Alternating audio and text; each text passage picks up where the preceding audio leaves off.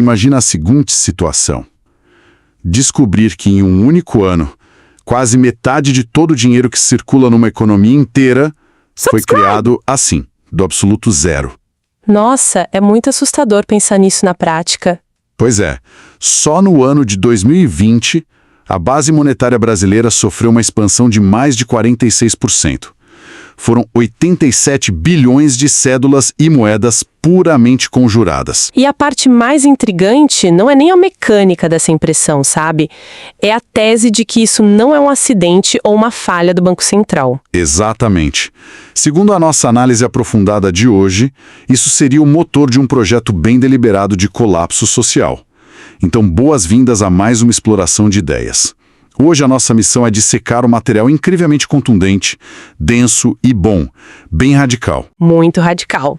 Estamos falando da segunda edição de 2021 do livro Bitcoin Red Pill, o renascimento moral, material e tecnológico, escrito pelo Renato Amoedo e pelo Alan Schramm. E o que a gente vai fazer aqui hoje é examinar a anatomia dessa visão de mundo que é super específica. Porque para os autores, o Bitcoin está muito longe de ser só uma inovação tecnológica fascinante ou tipo um ativo financeiro de nicho. Sim, eles posicionam a moeda como um verdadeiro bote salva-vidas. Um refúgio não só material, mas moral contra o que eles diagnosticam como a ruína estrutural do sistema financeiro. Uma ruína que, na visão deles, é inevitável e totalmente intencional por parte do sistema estatal moderno. Certo, mas olha, antes da gente dar o primeiro passo nesse oceano, a gente precisa estabelecer as regras do jogo. Isso é vital para quem está ouvindo a gente. Com certeza. É muito importante deixar isso claro desde já. E essa obra carrega visões políticas e sociais altamente polarizadas. Os autores tecem críticas implacáveis ao sistema estatal.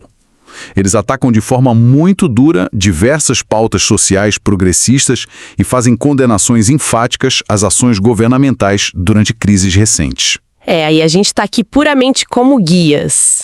A gente não toma partido, não endossa e também não repudia as premissas do livro. Exato. Zero viés da nossa parte. Nosso trabalho é relatar, dissecar as engrenagens desses argumentos e explicar como os autores conectam esses pontos. Tudo isso para que quem acompanha a gente possa avaliar a tese original por conta própria e tirar as próprias conclusões. Perfeito. Essa é a postura exata que precisamos ter. Certo, então vamos desempacotar isso. O diagnóstico que a obra faz exige entender primeiro a fundação de todo o problema. E reside basicamente no conceito de sistema legacy, o sistema tradicional, e também na natureza da moeda fiduciária. Todo o argumento começa na base monetária. A economia em que a gente opera hoje gira em torno dessas moedas fiduciárias, tipo o real, o dólar, o euro. E a palavra vem de fidúcia, que significa confiança. Mas a obra argumenta que essa confiança não é nada espontânea. Ela é imposta. É o chamado curso forçado, sabe? A moeda não tem lastro em ouro, prata ou nenhum bem tangível. Ela tem valor simplesmente porque o Estado obriga a aceitação dela para pagar impostos e quitar dívidas. E o grande problema apontado no texto é o que o Estado faz com esse monopólio de emissão. E o que ele faz, na leitura dos autores, é destruir o poder de compra da moeda de forma muito sistemática. Sim, porque como eles têm a máquina impressora, os governos cobrem os seus déficits, que são intermináveis, criando mais unidades monetárias. E o livro rejeita totalmente aquela ideia convencional de que a inflação é só o aumento generalizado dos preços, né? Totalmente. Eles usam muito a lente da escola austríaca de economia para dizer que a inflação é, por definição, o próprio aumento da base monetária. O preço no supermercado subir seria só o sintoma, então. Exato, é só a consequência inevitável de ter mais dinheiro circulando. E para visualizar como isso drena a riqueza das pessoas, a gente precisa olhar para os mecanismos. Muita gente diz que a inflação é como tentar encher um balde furado com uma colher. Mas acho que isso não explica bem o como, né? Eu prefiro a analogia do restaurante. Imagina um dono de restaurante que de repente percebe que o salão lotou. Tem o dobro de clientes, mas ele só tem uma panela de sopa na cozinha. Ele não vai fazer mais sopa do zero? Não vai. Ele simplesmente vai adicionar água na panela até render o dobro, Quem recebe a tigela acha que está recebendo uma porção completa. Mas o valor nutricional daquela sopa, que seria o poder de compra do dinheiro, foi cortado pela metade. É a diluição da riqueza real. E essa diluição funciona como uma transferência silenciosa de recursos, sabe? De quem produz e poupa, direto para quem emite a moeda. E o pior é que, segundo o livro, o Estado não se contenta em só diluir o valor. Ele ainda tributa a ilusão de ganho que essa própria diluição cria. É o famoso imposto inflacionário duplo. Nossa, e eles provam isso com matemática pura no livro. Eles usam um exemplo prático sobre o ouro que é de dar um nó na cabeça. Ah, esse exemplo é fascinante. Explica como funciona. Acompanhe o raciocínio deles. Em 1994, logo na implementação do Plano Real, 1 grama de ouro custava R$ 11,45. Tá, e avançando para 2020. Esse exato mesmo grama de ouro estava cotado a mais de R$ 320. Caramba! Pois é.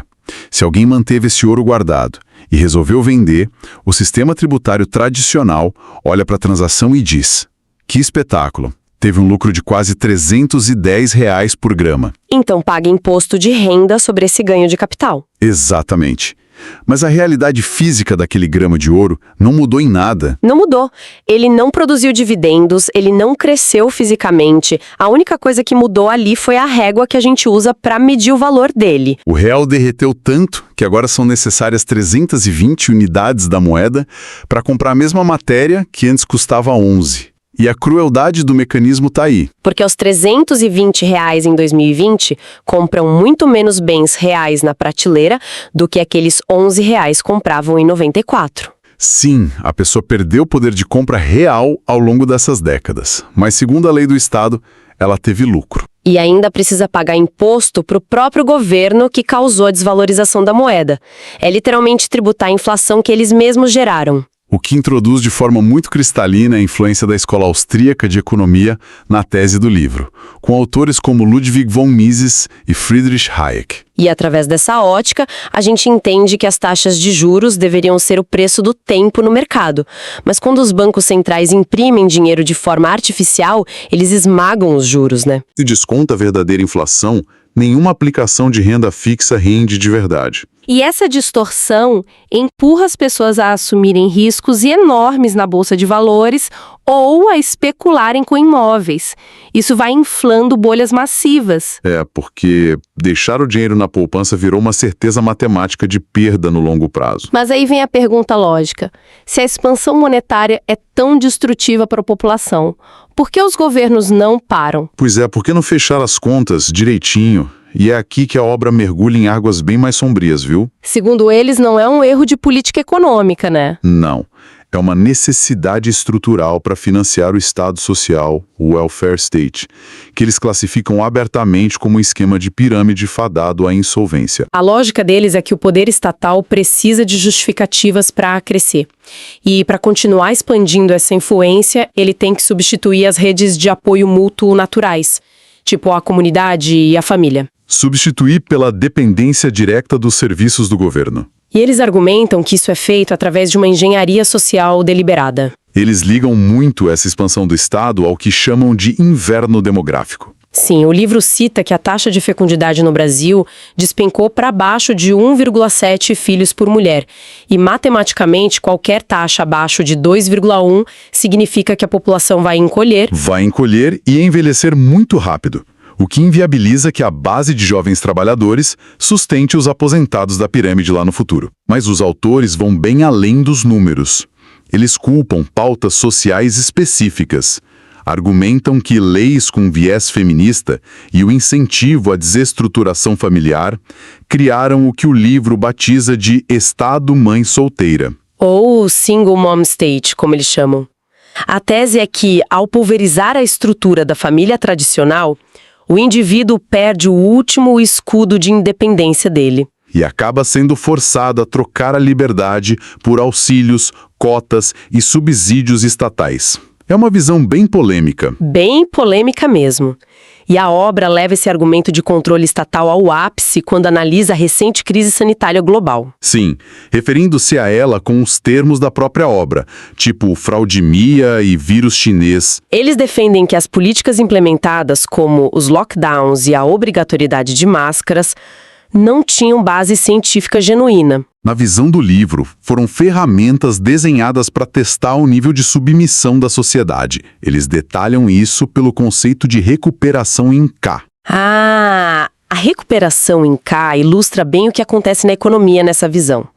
A perna superior da letra K seriam as megacorporações. Os gigantes da tecnologia e o setor bancário, que é alinhado ao governo, que recebe um crédito barato e disparam em lucros. Enquanto a perna inferior do K, que aponta para baixo, é a classe média e os pequenos empreendedores. A barbearia, a padaria da esquina, que foram forçados a fechar as portas e afundaram na pobreza. Para eles, o objetivo do lockdown foi exterminar a independência da classe média. Deixando a população acovardada, infantilizada e dependente da tal perna de cima do K. Mas parei um momento. Aqui eu preciso colocar a tese à prova.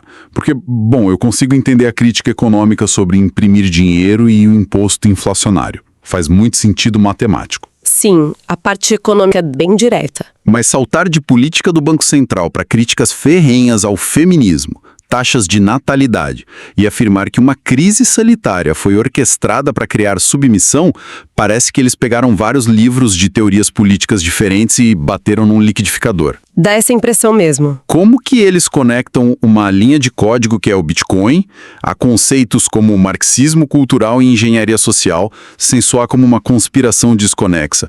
Qual é o mecanismo que une tudo? Então, a resposta para isso está em como os autores usam os conceitos de ponerologia e patocracia. Ponerologia. Isso, formulada pelo psiquiatra polonês Andrew Lobaczewski.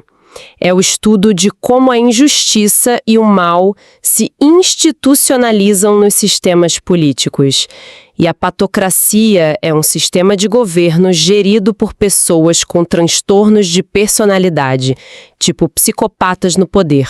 Nossa, e como isso se liga ao resto? A conexão não é mística, é baseada em incentivos de controle.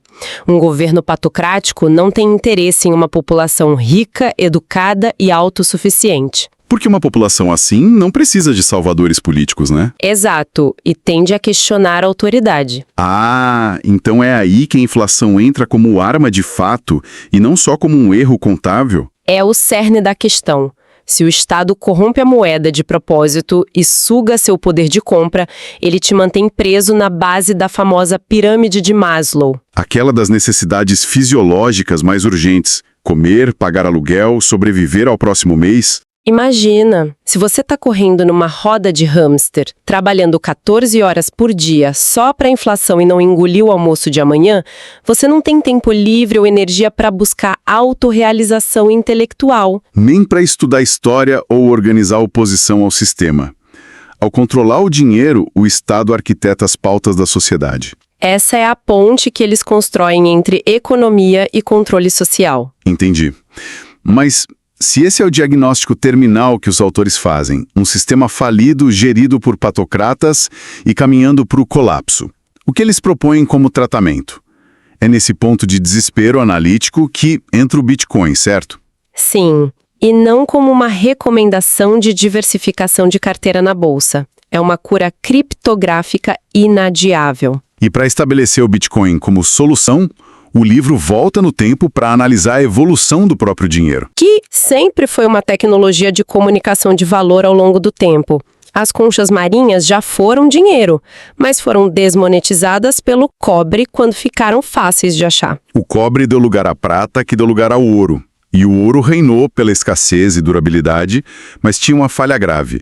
É pesado e difícil de transportar. O que obrigou as pessoas a guardarem em cofres centrais e usarem papéis que representavam o ouro. E foi aí que o Estado confiscou os cofres e transformou o papel na tal moeda fiduciária sem lastro. O que nos leva ao argumento de que o Bitcoin está desmonetizando até mesmo o ouro. É o que eles chamam de abstração suprema da propriedade. Ele corrige a falha física do ouro. Não dá para dividir uma barra de ouro para comprar pão na padaria. E tentar embarcar num voo internacional com quilos de ouro dá a preensão na certa. Mas o Bitcoin é perfeitamente divisível em 100 milhões de frações, os satoshis. E você transporta bilhões de dólares apenas memorizando 12 palavras na sua cabeça. Além do trunfo definitivo, a escassez inalterável. Vão existir apenas 21 milhões de moedas. A oferta é totalmente inelástica. Nenhum político pode decretar a impressão de mais bitcoins para cobrir promessa de campanha, não importa a demanda. E por conta dessa natureza imutável, o livro é absolutamente dogmático sobre a soberania individual e a autocustódia. É o famoso mantra da comunidade. Not your keys, not your coins. Se não são suas chaves, não são suas moedas. Deixar fundos numa corretora tradicional, uma exchange, significa que você não tem Bitcoin real. Tem só uma nota promissória. E fica exposto aos mesmos riscos de censura do sistema tradicional. A obra condena duramente qualquer tentativa de regulação e processos de conheça seu cliente, o KYC. Onde exigem foto de documento, comprovante de residência. Associar a identidade oficial ao patrimônio inconfiscável, para eles, é colocar um alvo nas costas. Um risco de vida até, de sofrer perseguição por um Estado desesperado perdendo o controle da economia. E aqui é que a coisa fica realmente interessante sobre como o mundo absorve inovações. Pensa na história das grandes revoluções financeiras. O que rola normalmente é o efeito Cantillon. Que é quando quem está mais próximo da emissão do dinheiro novo recebe ele primeiro. Os amigos do rei, os bancos, os grandes fundos de venture capital, eles compram ativos enquanto está barato. Quando a inflação bate na sociedade, o povo paga a conta. Só que o Bitcoin quebrou essa roda. A pirâmide de riqueza sofreu uma inversão completa. Uma anomalia histórica, né? Quem descobriu e acumulou primeiro foi o varejo, as pessoas comuns. Os chamados plebs ou cyber hornets. O cidadão comum acumulou frações antes de Wall Street e dos governos entenderem o jogo. Foi puramente de baixo para cima. O motorista de aplicativo, o programador lá em 2013, hoje tem reservas que superam bancos inteiros.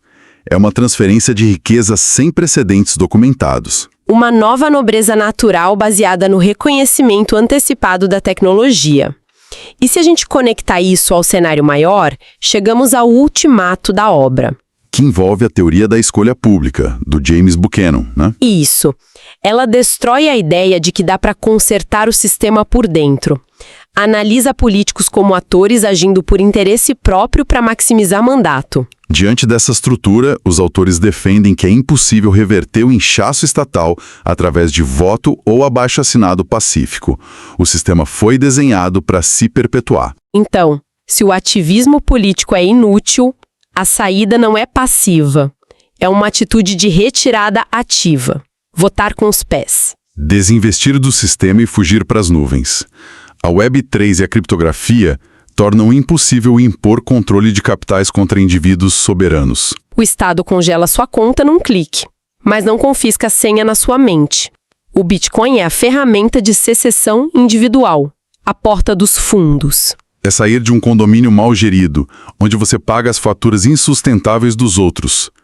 Para quem está processando tudo isso, a escala da argumentação é esmagadora. Muito densa. Vamos amarrar as pontas. A jornada delineada pelos autores não se parece com o guia de investimentos da Faria Lima. Exige um ceticismo totalitário sobre as instituições. Uma visão onde a escola adestra, a mídia opera como relações públicas do Estado e o dinheiro de papel te mantém pobre. Sob essa lente, o Bitcoin é a única pílula vermelha racional para proteger a família de um colapso matemático inevitável do Estado-nação moderno. E sintetizar isso nos obriga a uma reflexão final para quem nos escuta investigar depois. Qual seria? Se essas premissas estiverem certas e o Bitcoin viabilizar a cobrança sistemática de impostos, como seria a transição da humanidade? Como desmantelar um planeta organizado em torno de governos coercitivos. Exato.